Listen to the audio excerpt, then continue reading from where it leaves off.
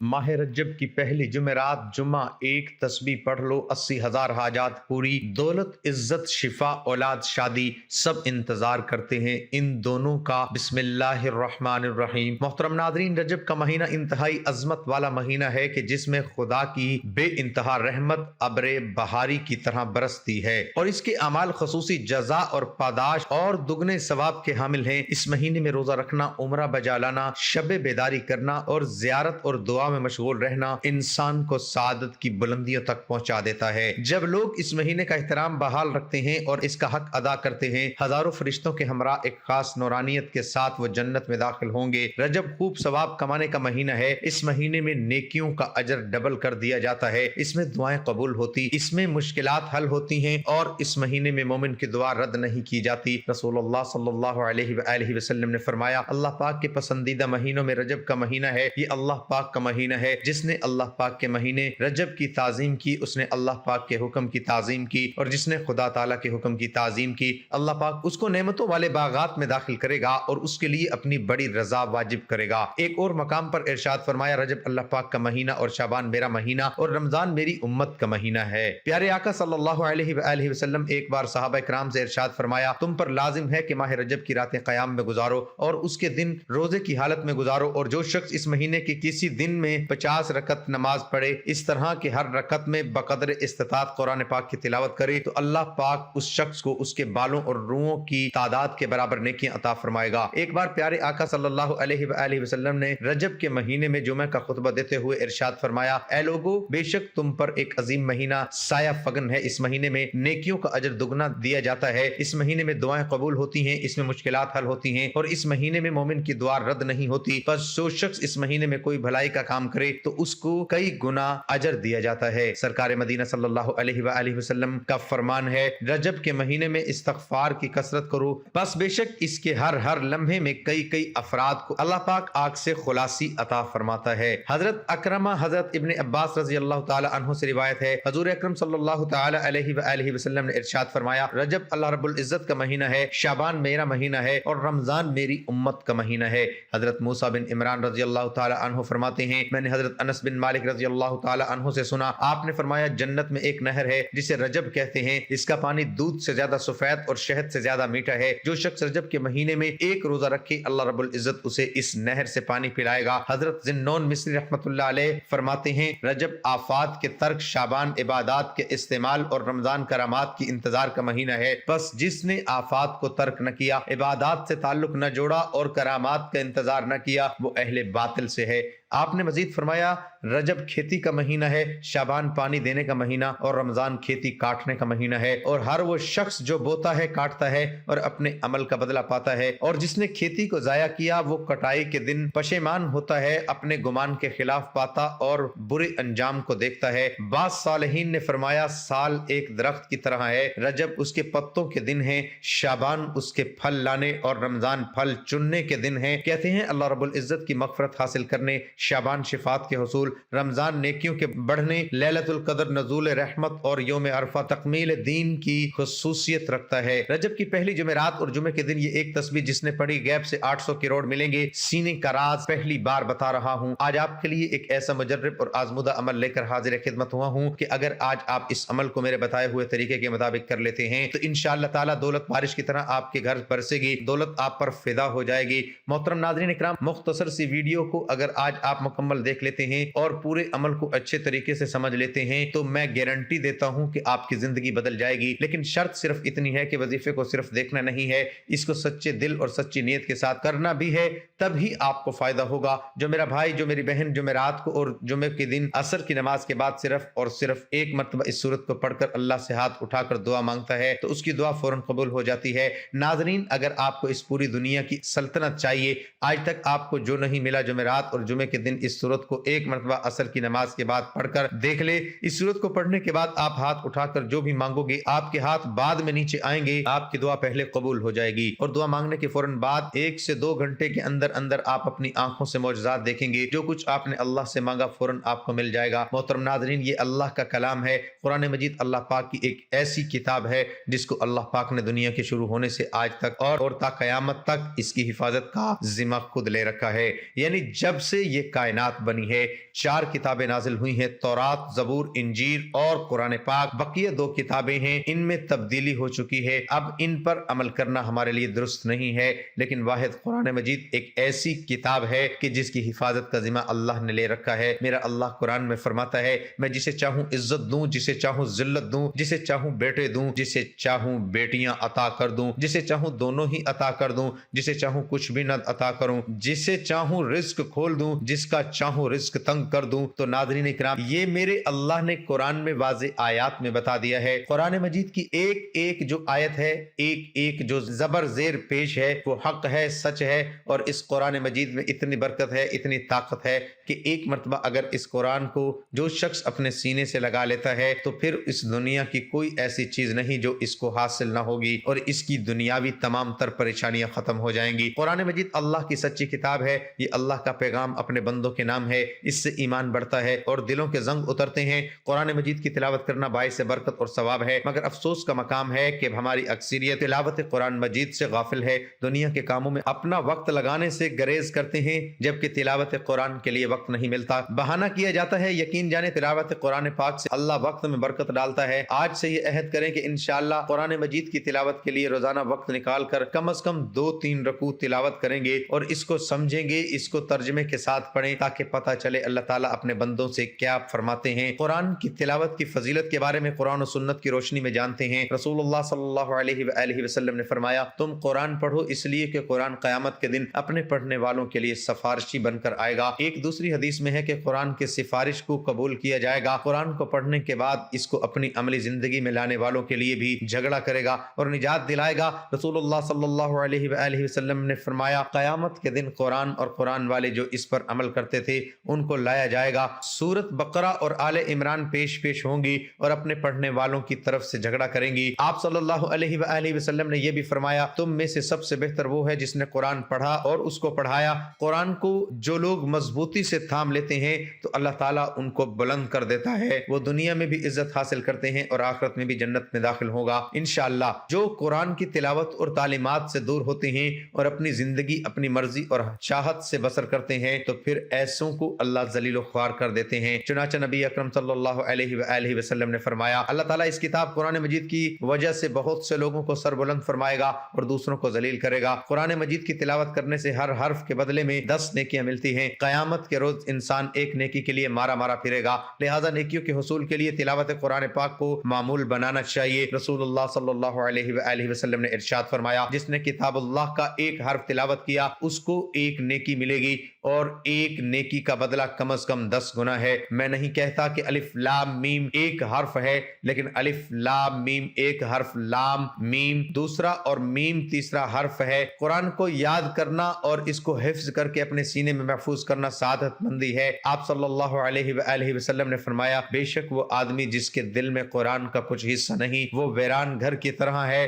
سیدنا ابو موسیٰ اشعری رضی اللہ عنہ کہتے ہیں کہ رسول اللہ صلی اللہ علیہ وآلہ وسلم نے فرمایا، قرآن پڑھنے والے مومن کی مثال ترنج کی سی ہے کہ اس کی خوشبو بھی عمدہ ہے اور اس کا مزہ بھی اچھا ہے، اور قرآن نہ پڑھنے والے مومن کی مثال کھجور کی سی ہے کہ اس میں بو نہیں مگر مزہ میٹھا ہے، اور قرآن پڑھنے والے منافق کی مثال نازبو ایک خوشبودار پودے کی مانند ہے کہ اس کی بو اچھی ہے لیکن اس کا مزہ کڑوا ہے، اور قرآن نہ پڑھنے والے منافق کی مثال اندرائن کوڑ تنبے کی سی ہے، اس میں خوشبو بھی نہیں اور مزہ بھی کڑوا ہے۔ قرآن کریم کی تلاوت بجائے خود اجر و ثواب کا باعث ہے۔ پڑھنے والا اس کے معنی و مطالب کو سمجھتا ہو یا نہ سمجھتا ہو، اس کے ایک حرف پر 10 نیکیاں ہر پڑھنے والے کو ملیں گی، جیسا کہ حدیث میں فرمایا گیا ہے۔ تاہم یہ محض اللہ کا فضل و کرم ہے کہ وہ ہر پڑھنے والے کو اجر عظیم سے نوازتا ہے، لیکن بغیر سمجھے پڑھنے سے ثواب تو یقیناً مل جائے گا، لیکن قرآن کے نزول کا جو اصل مقصد ہے وہ اسے حاصل نہیں ہوگا۔ وہ مقصد کیا ہے؟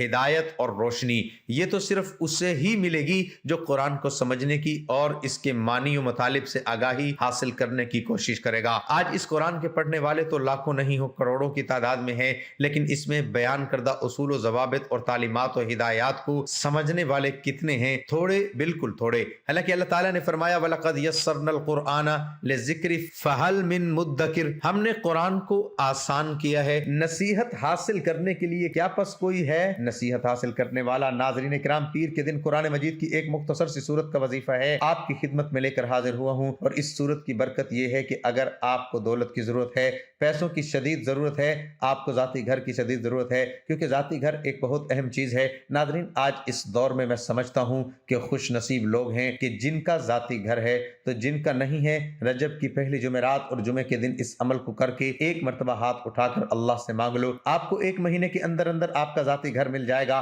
क्योंकि किराए के घर में रहना भी एक बहुत बड़ी परेशानी है। नाज़रीन, हर घड़ी दिल में खौफ रहता है कि ये मालिक मकान का फोन आएगा और वो कहेगा कि अपना सामान निकाल दो, क्योंकि हम खुद इस घर में शिफ्ट हो रहे हैं। या फिर बाज़ औक़ात ऐसा भी होता है मालिक मकान को आपकी कोई हरकत पसंद नहीं आती और वो अपने दिल की तसल्ली के लिए आपको अपने घर से निकाल देता है। और हर साल ये फिक्र हमें सताती है कि अगले साल कहाँ मुंतकिल होंगे। ये भी एक बहुत बड़ी मुसीबत है। नाज़रीन इकराम, इसके अलावा अगर आप बीमार हैं, आप अपना इलाज करवाना चाहते हैं, अच्छे डॉक्टर को अपना चेकअप करवाना चाहते हैं, तो ये सब आप कर सकते हैं। बस आपका यकीन कामिल होना चाहिए। आज के इस अमल को करने के फौरन बाद अल्लाह पाक आपके रिज़्क़ को वसी और कुशादा फरमा देगा। आपको इतनी दौलत मिलेगी कि आप इस दुनिया के महंगे तरीन अस्पतालों में अपना इलाज करवा सकेंगे। आप अच्छा और मयारी खाना खा सकेंगे, अच्छे घर में रह सकेंगे, अच्छा लिबास पहन सकेंगे और आपके पास एक जाती शानदार सवारी होगी। आपको अच्छी गाड़ी मिलेगी, कारोबार में इतनी बरकत होगी कि आप दिन दुगनी रात चुगनी तरक्की करेंगे। नाज़रीन इकराम, हमने इस दुनिया को अव्वलीन तरजीह दी है और दीन को हमने पीछे छोड़ दिया है,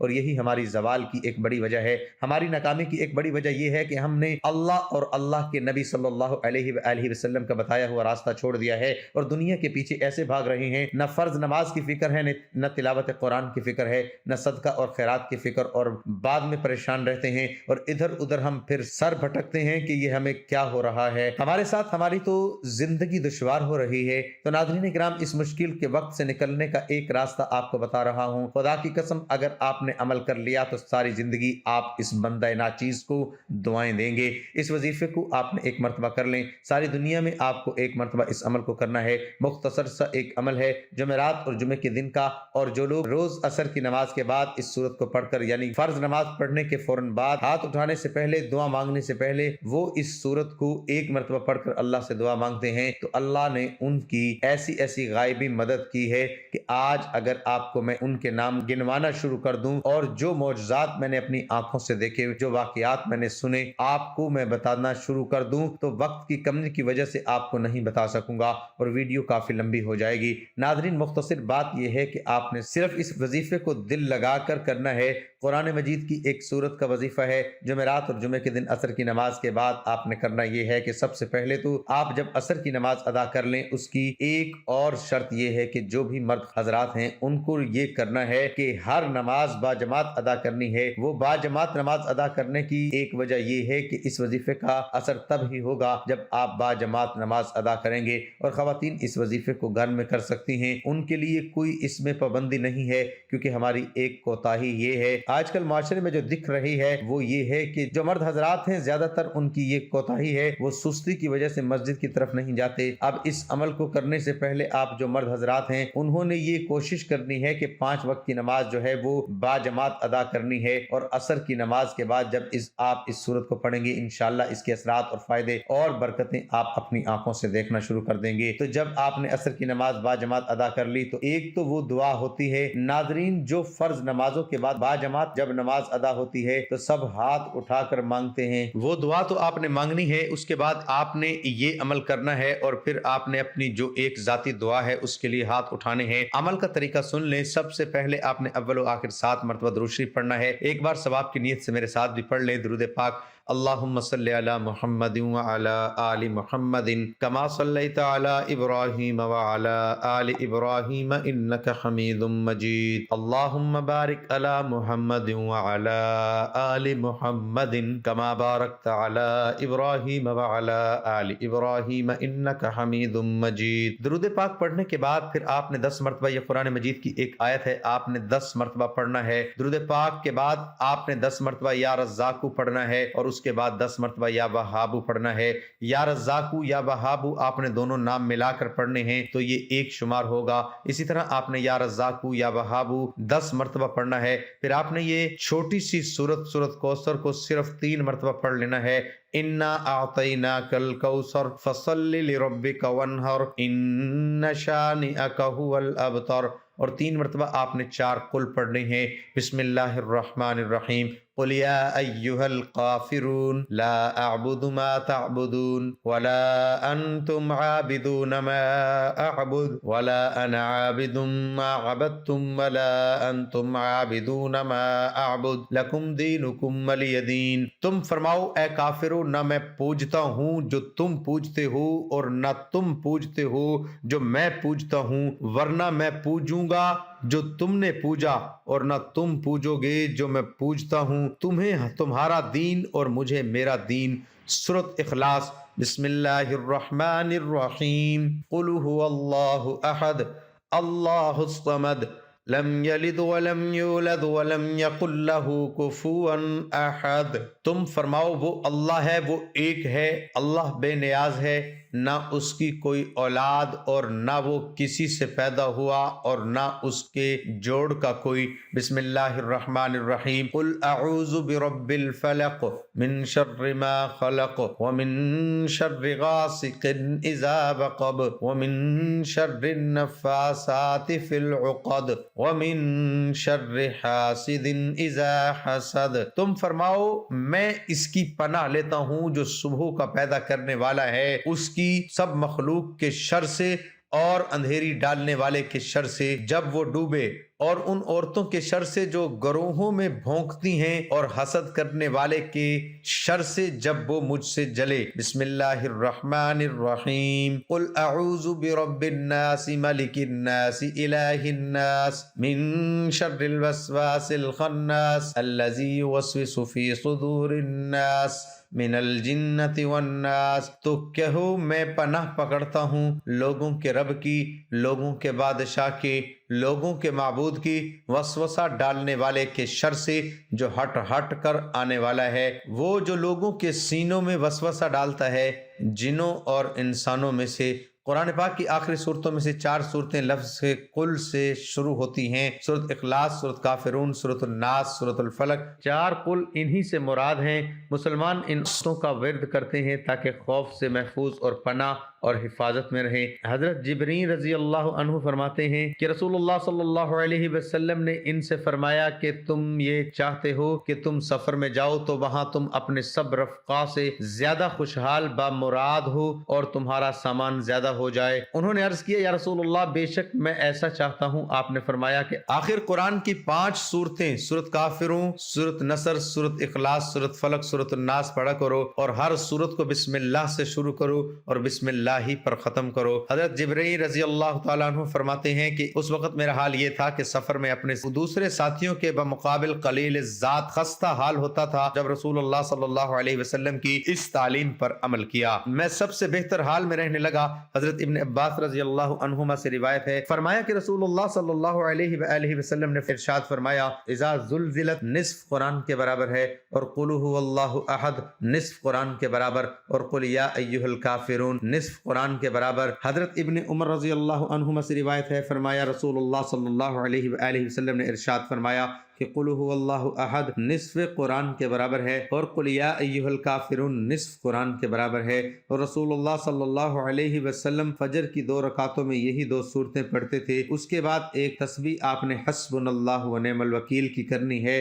اس کے بعد آپ نے 7 مرتبہ، پھر آخر میں درود شریف پڑھ کر پھر اللہ پاک سے دعا مانگنی ہے، اور اپنے مقصد کو اپنے ذہن میں رکھتے ہوئے آپ نے دعا کے لیے ہاتھ اٹھانے ہیں۔ ناظرین، جمعرات اور جمعے کے دن عصر کی نماز کے بعد اس عمل کو آپ کر کے دیکھ لیں۔ آپ کو میں گارنٹی دے رہا ہوں، آج آپ کو ایسا خزانہ آپ کے حوالے کر رہا ہوں، آپ ساری زندگی انشاءاللہ پرسکون ہو جائیں گے اور اس بندہ ناچیز کو دعائیں دیں گے۔ کاش آپ کو اس عمل کے بارے میں پہلے بتا دیا ہوتا۔ رسول اللہ صلی اللہ علیہ وآلہ وسلم نے فرمایا جمعہ دنوں کا سردار ہے اور اللہ کے نزدیک بڑے مرتبے کا حامل ہے، اور اللہ پاک کے نزدیک اس کی عظمت و عید و بقر عید سے زیادہ ہے۔ آپ صلی اللہ علیہ وآلہ وسلم نے اس دن کو سب سے افضل قرار دیا ہے۔ اللہ تعالیٰ نے باقی امتوں کو اس دن کی برکات سے محروم رکھا، صرف امت محمدیہ پر اللہ تعالیٰ نے خصوصی فضل و کرم فرمایا اور امت محمدیہ کی اس دن کی طرف رہنمائی فرمائی اور اسے اس کی برکات سے نوازا۔ نبی کریم صلی اللہ علیہ وآلہ وسلم جب مکہ سے ہجرت کر کے